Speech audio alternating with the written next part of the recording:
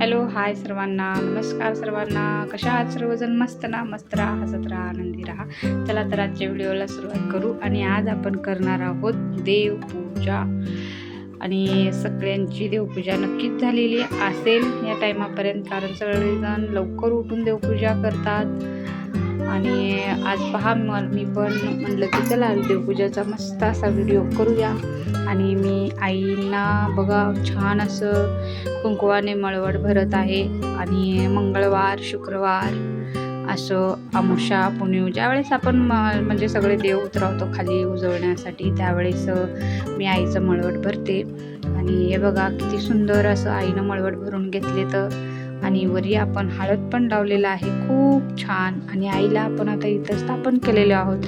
आणि एक गोष्ट मला आवर्जून सांगायची आहे की ज्या वेळेस मी म्हणजे कधीही देवाऱ्यावर माझ्या मी मंगळवार स्थापन करते, तेव्हा आपण जे नारळ ठेवलेलं असतं ते नारळ प्रत्येक वेळेस माझं नारळ ते वापतं, म्हणजे फुटतं. छान असं सुंदर असं झाड येतं हिरवगार. आणि तुम्ही ज्या पण नारळाला पाहू शकता की किती सुंदर झाड आलेलं आहे. कोण झाड म्हणतं, कोण खोम म्हणतं. मी तर झाडच म्हणले. तुम्ही काय म्हणता नक्की कळवा मला. आणि माझं हे झाड कसं आले नारळाचं आणि तुम्हाला कसं वाटलं तेही मला कमेंट करून कळवा. कारण कमेंट कळवल्यावर थोडीसं आम्हाला पण मोटिवेशन केल्यासारखं वाटतं आणि छान वाटतं तुमच्या कमेंट्स वाचून वगैरे. कमेंट्स करत चला मैत्रिणींनो.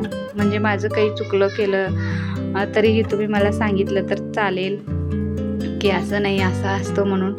तर पहा किती सुंदर माझी देवपूजा झाली आहे. मला अजून मी म्हणजे देवारा केलेला नाही. सध्या मी अशी तशीच म्हणजे जेमतेम माझ्या डोक्याने जो देवारा मी केलेला आहे त्याच्यावर मी देवपूजा करत आहे. आणि थोड्या दिवसात मी लवकरच माझं देवघर करणार आहे सुंदर असं. आणि म्हणजे काही कारणाने राहिलेलं आहे, कारण घरात तशी परिस्थिती झालेली होती की आम्हाला बांधकाम थांबवावं लागलं. त्याच्यामुळे कधी टाईम भेटला तर मी नक्की शेअर करेन की आमच्यासोबत काय झालं होतं.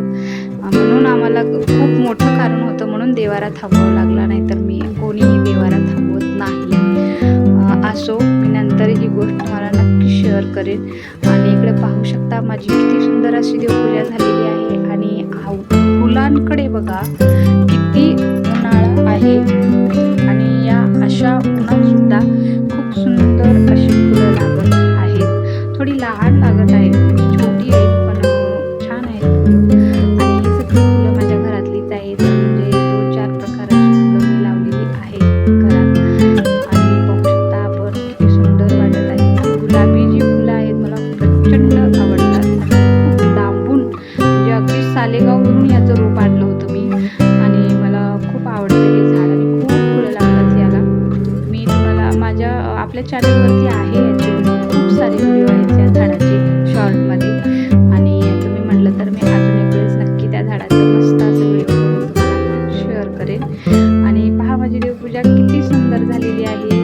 आणि देवपूजा म्हणजे झाली म्हणजे सुंदर झाली. देवपूजा तर सगळ्यांची होते, पण जेवढं आपण मान लावून करतो, मनापासून करतो, श्रद्धेने करतो, विश्वासाने करतो, इतकं आपण दिवसभर प्रसन्न असतो, पॉझिटिव्ह असतो. घरात सुद्धा खूप पॉझिटिव्ह वातावरण असतं. घरात कुठल्याही प्रकारची नकारात्मकता येत नाही. कारण ह्या सकाळचा जो टाईम असतो देवपूजाचा तो खूप सुंदर असतो. तुम्ही बघा लवकर सकाळी उठून एक वेळेस देवपूजा अशी छान अशी देवपूजा करून बघा किती छान वाटतं. बघा घरात दिवसभर आपल्याला सुद्धा प्रसन्न वाटतं.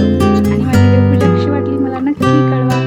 आणि चला तर आता आपण बाय बाय करूया आणि भेटूया आपण अशाच एका सुंदर अशा नेक्स्ट व्हिडिओमध्ये.